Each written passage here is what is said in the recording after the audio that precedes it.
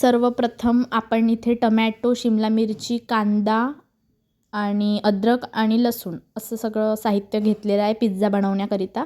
एका कढईमध्ये आपण तेल गरम केले, त्याच्यात आपण जिंजर आणि गार्लिक पहिले टाकून घेतले आहे. ते थोडे फ्राय होऊ द्यायचे.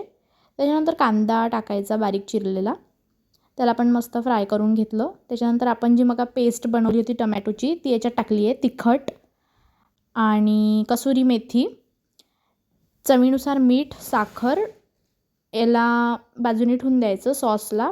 तोपर्यंत हे जे आहे भाज्या त्या फ्राय करून घ्यायच्या. त्याच्यात चिली फ्लेक्स वगैरे असं सगळं टाकून घ्यायचं. त्याच्यानंतर आपण पिझ्झ्याचा बेस बनवत आहोत.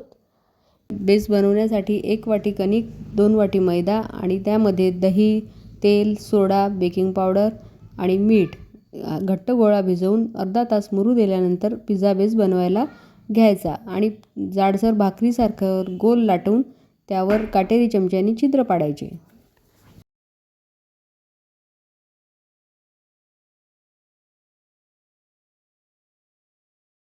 आता आपला पिझ्झा इथून तयार आहे. आपण याला सर्व्ह करत आहोत एका डिशमध्ये. त्याच्यानंतर तुम्हाला जितकं हवं असेल त्याच्यावर चीज टाकून घ्यायचं. मस्तपैकी पॅनमध्ये ठेवला आता गरम करायसाठी आणि आपला पिझ्झा अशा प्रकारे रेडी आहे. आता हा खायसाठी तयार आहे. चला खाऊया एक बाईट. मस्त.